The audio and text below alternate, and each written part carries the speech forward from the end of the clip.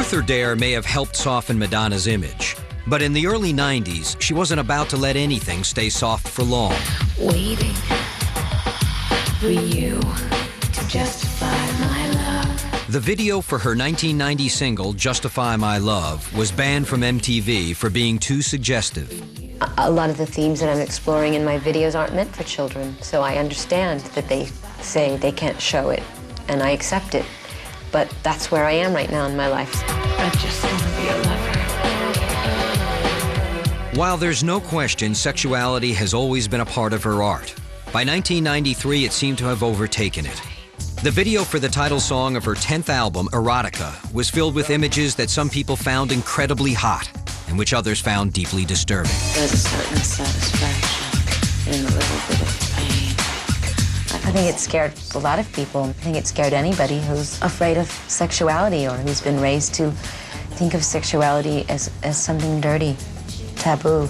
I'm not gonna hurt you. Just close your eyes. But the album Erotica was just the beginning. Almost simultaneously, Madonna's next movie, the sexually charged Body of Evidence, was released. And on the heels of that, Madonna's sex book was published, a metal-covered, spiral-bound cornucopia of Madonna in a host of compromising situations. Compared to most of the pictures, the famous shot of Madonna hitchhiking naked seemed downright innocent. Oops, I didn't know we couldn't talk about sex. She was showing me pictures of it, and I was like, why are you doing this? And no matter what people said, she had a need to express herself in a certain way and to sort of, provoke and sort of hold a part of people up to themselves to look at. And unfortunately, she also gets the criticism for that. Oops, I didn't know we couldn't talk about you. You had the sex book, you had the Erotica album, and Body of Evidence. So those three things taken together were all sexual in nature and not very good. At least in my opinion, and opinion of a lot of the public. It just wasn't her high point artistically. I'd like to direct your attention.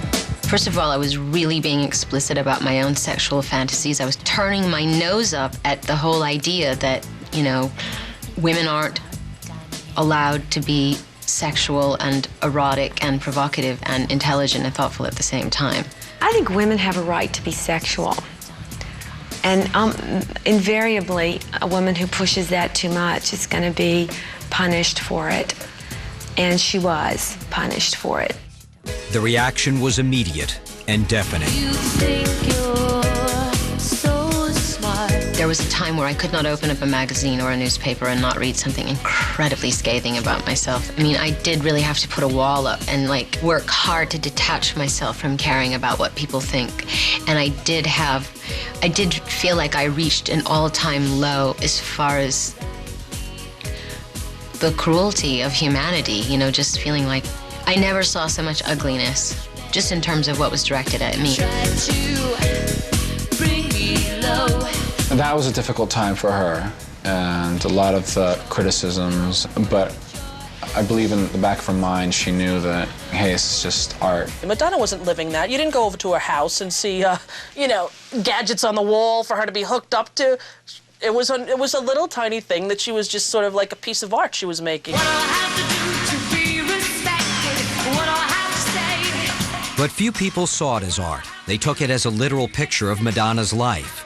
And wild rumors started going around about Madonna's dangerous liaisons with everyone from comedian Sandra Bernhardt to basketball player Dennis Rodman.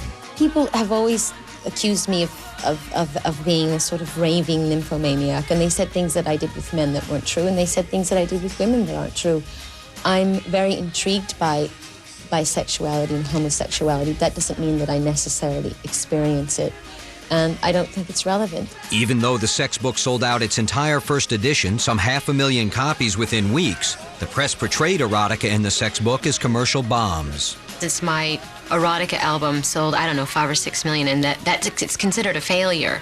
It's considered a flop, and I just think, well, based on what? Was it so hard to love?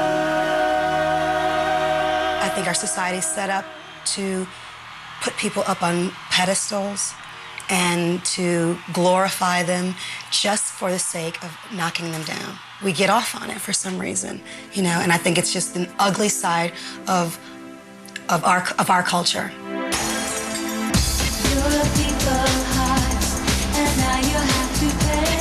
Today, even Madonna acknowledges that her motivation for doing the sex book was only partially about sex. It was also about dealing with the very demons that had been haunting her for years. You know, it was an act of rage on my part.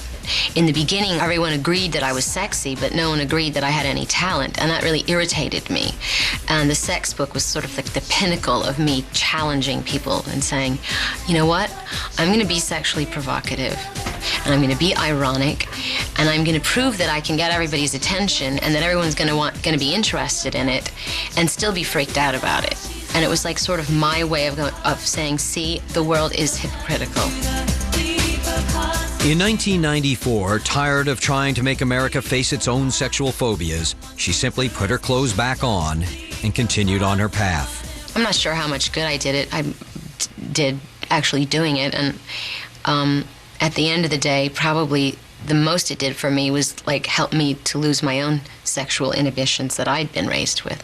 Absolutely no regrets. Don't cry for me. Just ahead, Madonna lands the role she'd always dreamed of. She begged on her knees, as she put it herself, for years to do the movie, and nobody would give her a chance. But it was the other role she landed, as a wife and mother, that would prove to be the most fulfilling of all. It made me look at life in a completely new way. It made me appreciate life in a way that I don't think I ever had before. When Behind the Music continues. My